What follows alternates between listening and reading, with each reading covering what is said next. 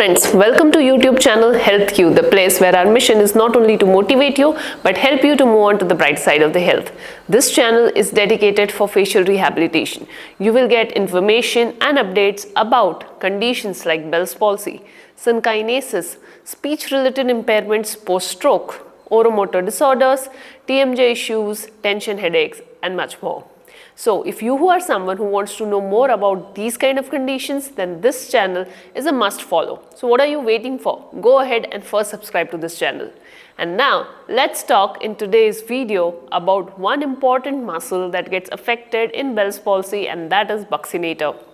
This muscle is usually weak for most of the people, due to which they are not able to press their lips strongly like this and face difficulty while chewing, because this particular muscle is responsible to hold the food inside your mouth. That's not all. If you are someone who is suffering from Bell's palsy and while speaking, if you feel that the air is leaking from the mouth, the Buccinator weakness could also be one reason. Let's understand this muscle and also learn how to work on this. Let's get started. So friends, Buccinator is a muscle that lies on the cheek, the side cheek. It's responsible for movements like this, where I'm strongly pressing the lips with each other. It's also responsible for movements like this and this. At the same time, it's the one which will push the food while you are eating towards inside your mouth. That's when people have got facial paralysis or Bell's palsy, and when they are chewing, they feel that the food is getting stuck on the cheeks. The reason being, this particular muscle, Buccinator, is weak. But over a period of time, people develop Buccinator stiffness. And due to this stiffness, the facial muscle Buccinator loses its flexibility. When this muscle loses its flexibility, what you observe is that puffing the cheek like this becomes difficult. At the same time, when the person pushes the tongue, the synkinesis appears. At the same time, there's a lot of stiffness that is experienced around the corner of the mouth and in the cheek region. This leads to facial deviation, limitation in chewing capability, and practices where your lip needs to strongly press. When we talk about speech, certain pronunciation like p, b, m, these kind of the words are where your Buccinator also plays a very key role. And when the Buccinator is stiff or weak, these pronunciation will be getting impacted and you will observe synkinesis. So if you are someone who is suffering from chronic Bell's palsy and you feel you have not recovered completely, just try practicing this. Pa, ba, ma. And whenever you are saying these words, just observe your eyes, what's happening there. If you feel there is contraction happening in the eyes, that means you have got synkinesis and there is a problem with this particular muscle called as Buccinator. So what we should do in order to work on this Buccinator muscle?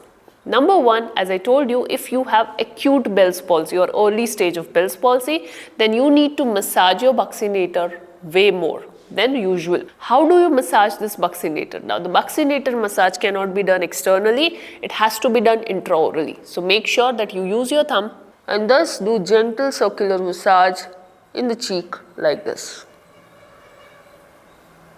And then you're going to push and pull the corner of the mouth inside and out. This is your step number one to just relax and activate Buccinator muscle.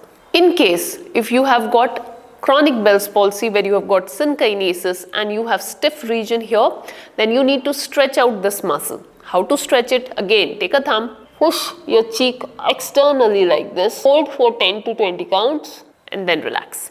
And repeat this process for 2 to 3 times. In one go, hold for 10 to 20 counts. Now, the next thing that you need to do is exercises. So practices where your lip press each other is something that you need to do. Now, whether you are in acute phase of Bell's palsy or whether you are in chronic phase of Bell's palsy, the practice is not something that will stay the same. It needs to be changed over a period of time. So let's say if you have recently developed Bell's palsy, in that case, you're going to take support of your hand and then you're going to practice the lip press. Here your hand is doing the job, you are not putting any effort. As you progress and as you see that you are now able to feel some movements around the lips, in that scenario only progress towards the lip press. Here your action should be basically just making sure that your lips seal with each other and release. Lip seal, release. Lip seal, release. Lip seal, release. If you feel that you are still not able to do it, you can give some support. And then once you feel that this lip seal has got better, then only progress further, where you can place a tongue depressor or else a paper or else a finger in between your lips and then try to press your lips and relax.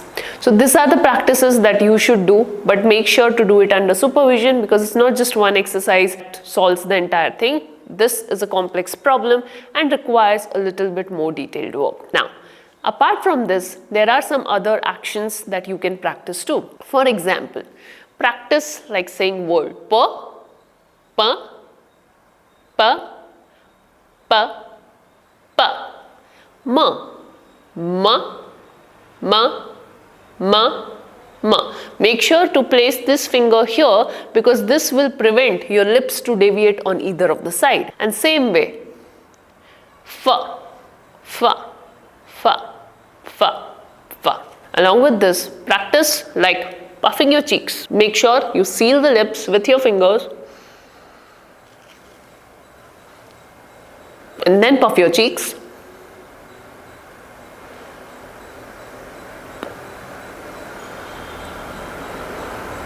Relax and sucking your cheeks inside.